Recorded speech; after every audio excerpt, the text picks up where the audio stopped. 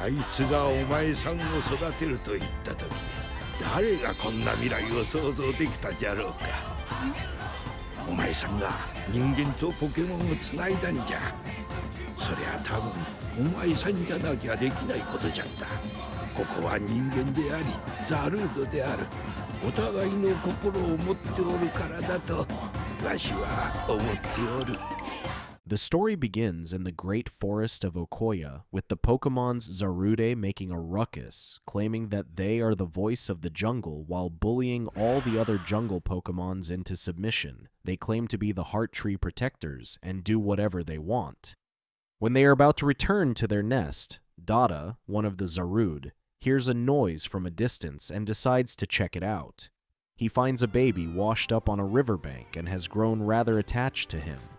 Fearing it would not survive the jungle by itself, he returns to the others with the baby, where he is frowned upon by other Zarude.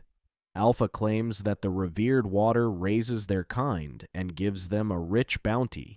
He fears that allowing others onto their so-called land will mean that they will soon wither and vanish. Although Dada understands the law, he feels inclined to protect the baby, so he leaves the tribe with the elder's blessing. Alpha explains that he won't ever be able to return to his pack, and will lose friends should he go through with his plan. Since then, Dada has been branded a traitor by his kind. Despite the struggles he went through raising the baby by himself in the middle of the jungle, Coco grows up to be quite a feral child with the unique ability to understand and communicate with other Pokemons. 10 years have passed, and aspiring Pokemon trainer Ash Ketchum visits the small Milifa town to continue his journey into becoming a Pokemon master with his partner Pikachu. They have set their sights on entering the forest of Okoya, hoping to make new friends and find adventure. They later came across a wild Cramorant and attempted to capture it when it flew away, somewhat immune to Pikachu's lightning attacks. Not far behind is Team Rocket, sneaking around and hoping to find an opportunity to nab Pikachu. As they ventured deeper into the jungle, they came across a research team from the Biotope Company, a scientific organization that uses cutting-edge technology to discover and implement developments that lead to peace and harmony for people and Pokemon. It turns out that Dr. Zed is leading the search and investigation himself of a spring known to have healing powers. Team Rocket thinks this would be an excellent opportunity to steal it for their boss. Coco and Dada are on their way to a berry harvest when they discover that the Zarude tribe has beaten them to it and stolen everything for themselves. The other Pokemons blame Dada, although he had no hand in the stealing. Given that they are of the same tribe, he gets the brunt of the blame. Seeing the chaos they left behind, Coco thought it would be a good idea to plant berries so they don't have to rely on the forest's bounty for food, so they gathered the seeds and planted them somewhere close to home. Using Zarude's unique ability that speeds up plant growth, Dada and Coco hope to have fresh berries soon. Later, Coco hears from Hoot Hoot that Flygon and Pangoro are fighting. Coco arrives to break the fight, but is easily brushed off, but not before noticing the doting wound on Flygon's wings. He later grabbed its attention and made Flygon chase him to the healing spring, which miraculously healed him. Suddenly, Alpha shows up and admonishes Coco for trespassing into their territory. Coco tries to fight him off but is easily defeated when Dada arrives to save the day. He apologizes for trespassing and promises that it will not happen again. Dada scolds Coco, but he responds by saying that the Zarude are hoarding everything in the jungle.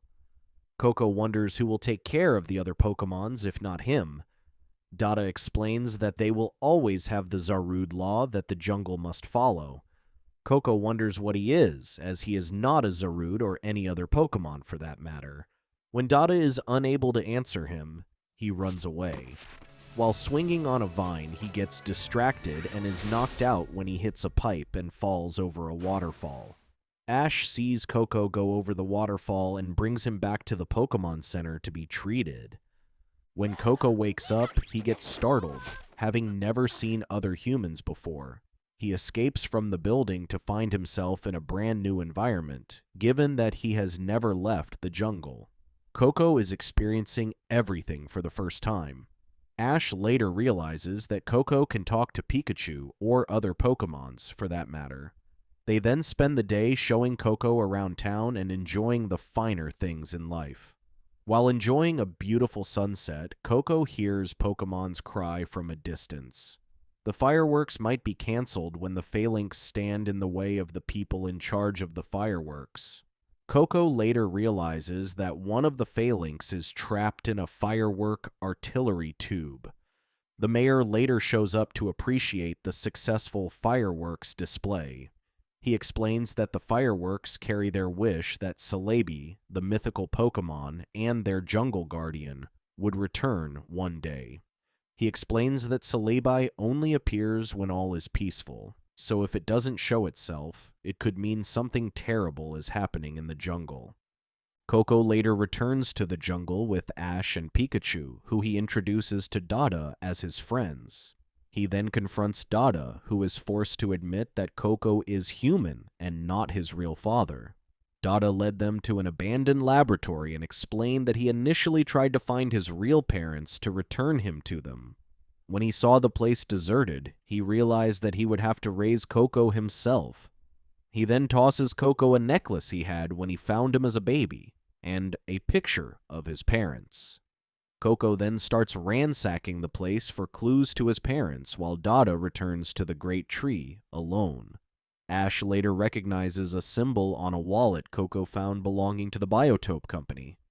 Ash brings Coco to the Biotope headquarters, where they meet Dr. Zed.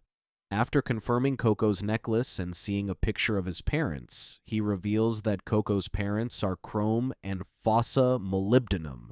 It turns out that the Molybdenums were the ones who led the research into the jungle's healing springs, but were killed in a car crash 10 years ago.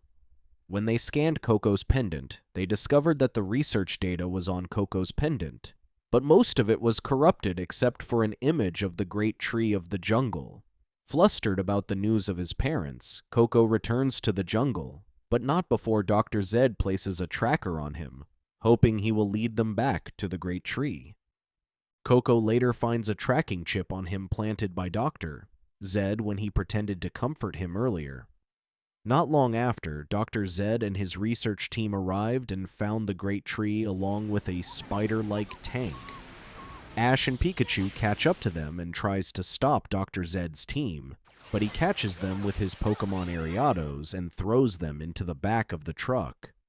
Seeing the humans approaching the great tree, Dada and Alpha confront the giant spider-like tank.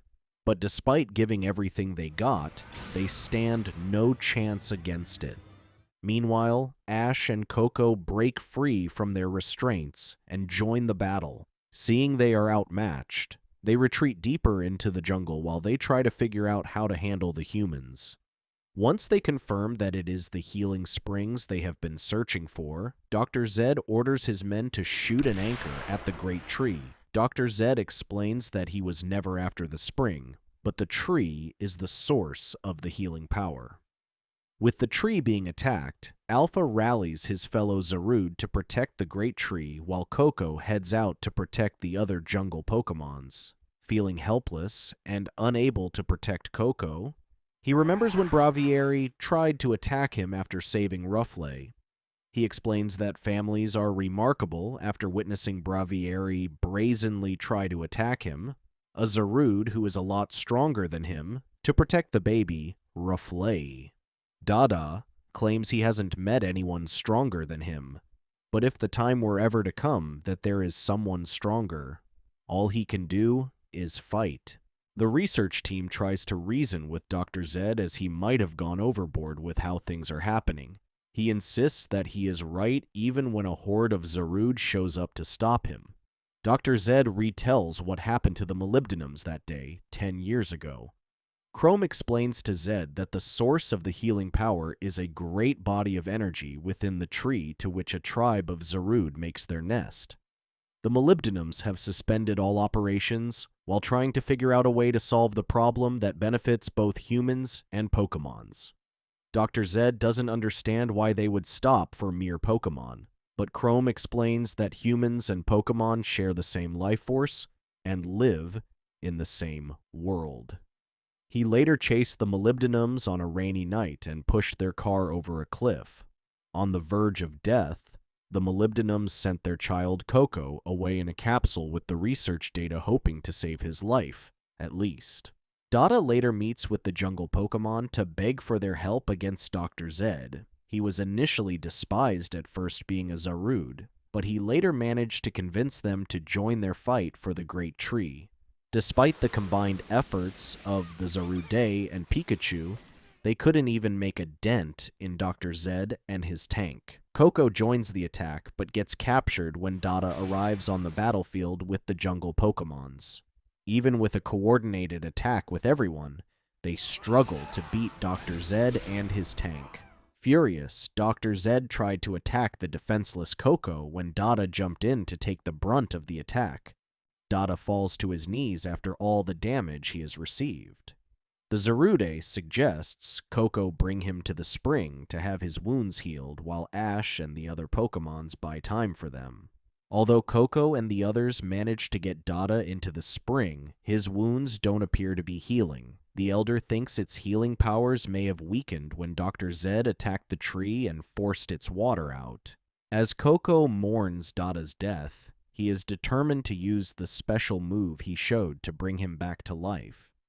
Even the Zarude thinks it's hopeless given that Coco is only human, and that it was a unique move even amongst the Zarude.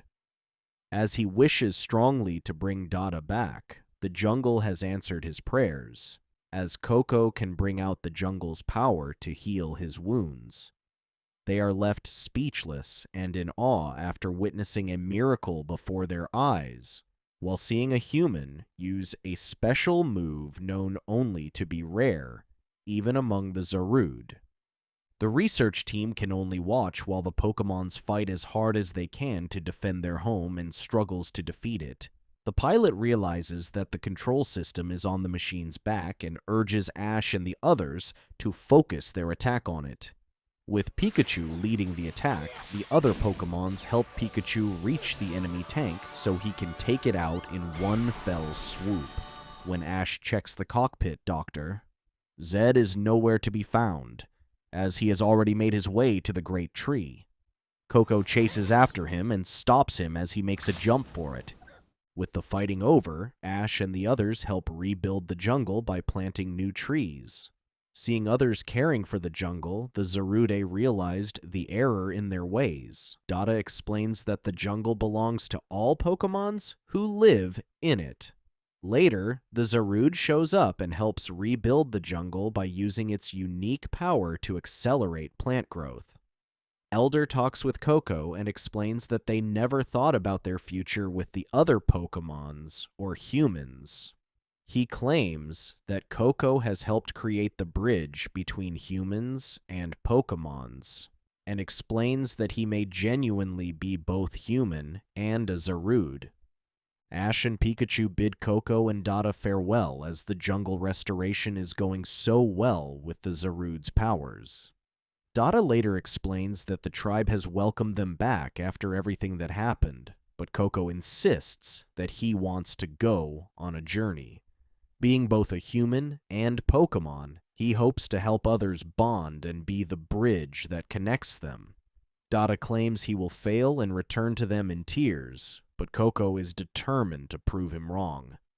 It turns out that Dada already knew of Coco's plans and asked the Zarude to create a vast fountain to send him off on his way.